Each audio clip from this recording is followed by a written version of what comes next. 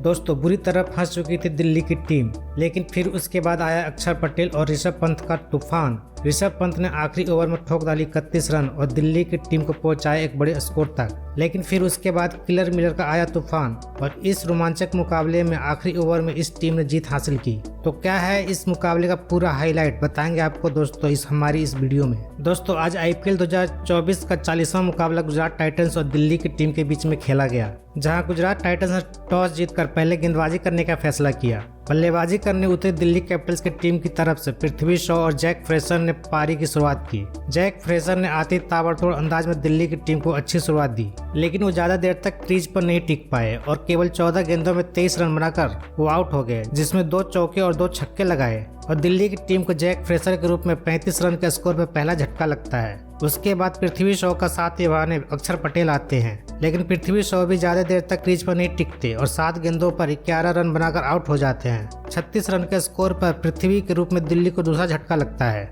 इसके बाद अक्षर पटेल का साथ निभाने साई होप आते हैं, लेकिन इस मुकाबले में साई होप दिल्ली की टीम का कोई भी होप नजर नहीं आई, क्योंकि वो 6 गेंदों में 5 रन बनाकर आउट हो गए और दिल्ली की टीम को 44 रन के स्कोर पर तीसरा झटका लगता है। फिर कप्तान ऋषभ पंत अक्षर पटेल का साथ निभाने उतरते हैं और इन दोनों बल्लेबाजों के बीच शानदार पार्टनरशिप होती है। पहले तो ये दोनों बल्लेबाज दिल्ली की टीम को 50 रनों के पार पहुंचाते हैं। फिर उसके बाद अक्षर पटेल काफी ताबड़तोड़ अंदाज में बल्लेबाजी करते हैं और अपना अर्धशतक पूरा करते हैं और इसी के साथ ये दोनों बल्लेबाज दिल्ली की टीम को 100 रनों के पार भी पहुंचा डालते हैं। अक्षर पटेल अर्धशतक के बाद काफी तोड़ अंदाज में बल्लेबाजी करने लगते हैं और फिर उसके बाद पंत भी दूसरे छोर से अर्धशतक के करीब पहुंच चुके थे, लेकिन तभी अक्षर पटेल नूर अहमद की गेंद पर 43 गेंदों में 66 रन बनाकर आउट हो जाते हैं और 157 रन के स्कोर पर दिल्ली को चौथा झटका लगता है। फिर उसके बाद दूसरे छोर पर ऋषभ पंत भी ताबड़तोड़ अंदाज में बल्लेबाजी करते हैं और उनका साथ निभाने ट्रिस्टन स्टब्स आते हैं, लेकिन आखिरी के 3 ओवरों में ऋषभ पंत काफी तूफानी अंदाज में बल्लेबाजी करते हैं। पहले तो वो अपना अर्धशतक पूरा करते हैं और उसके बाद वह 20वें ओवर में मोहित शर्मा को कुल 31 रन ठोक डालते हैं, जिस वजह से दिल्ली की टीम 20 ओवर में 224 रन 4 विकेट के नुकसान पर बनाने में सफल रहती है और ऋषभ पंत 43 गेंदों पर 88 रन की नाबाद पारी खेलते हैं। वहीं स्टब्स ने भी 7 गेंदों में 26 रन बनाए और वहीं गुजरात की टीम की तरफ से संदीप वारियर्स ने सबसे ज्यादा 3 विकेट चटकाए और जवाब में 225 रन के लक्ष्य का पीछा करने उतरी गुजरात टाइटंस की टीम की तरफ से रिद्धिमान शाह और सुमन गिल ने पारी की शुरुआत की। लेकिन इस मुकाबले में गुजरात की टीम की शुरुआत खराब रहती है, क्योंकि नोरकिया आते ही अपने पहले ओवर में सुमन गिल को 6 रन के स्कोर पर आउट करके गुजरात को 13 रन के स्कोर पर पहला झटका देते हैं। फिर उसके बाद रिद्धिमान शाह साई सुदर्शन के बीच शानदार पार्टनरशिप होती है। साई सुदर्शन आज एक अलग ही अंदाज में नजर आ रहे थे। दूसरे छोर पर रिद्धिमान शाह ने भी शानदार बल्लेबाजी पावर प्ले में की और इन दोनों बल्लेबाजों ने पावर प्ले में गुजरात की टीम को एक अच्छे स्कोर तक पहुंचा डाला और फिर उसके बाद रिद्धिमान शाह ने अर्धशतक के करीब पहुंच रहे थे, लेकिन तभी कुलदीप यादव की गेंद पर वो 25 गेंदों पर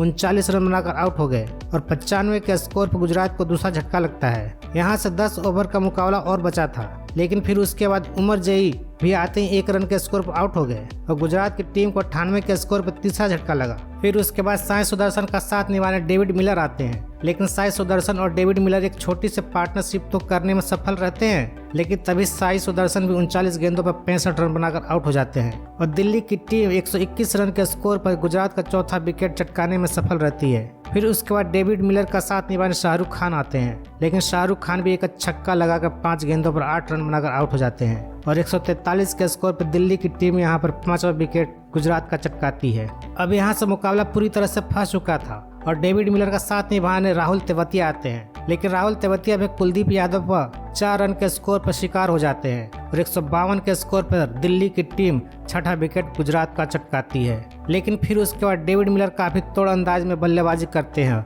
और एक ही ओवर में छक्के चौके की झड़ी लगाकर इस मुकाबले में गुजरात टाइटंस की वापसी करवा डालते हैं, लेकिन वो भी 23 गेंदों पर 55 रन की शानदार पारी खेलकर 18वें ओवर में आउट हो जाते हैं। फिर उसके बाद पूरी तरह से मुकाबला दिल्ली की टीम के पास आ जाता है, क्योंकि यहाँ से 11 गेंदों पर 32 रन गुजरात टाइटंस को जरूरत थी। क्रीज पर थे राशिद खान और साई किशोर बल्लेबाजी कर रहे थे और अंत में आकर इस रोमांचक मुकाबले में गुजरात टाइटंस की टीम दिल्ली के खिलाफ ये मुकाबला हार गई। तो दोस्तों ऐसे ही क्रिकेट से जुड़ी सभी ताज़ा खबरों के लिए चैनल को सब्सक्राइब जरूर कीजिए। धन्यवाद।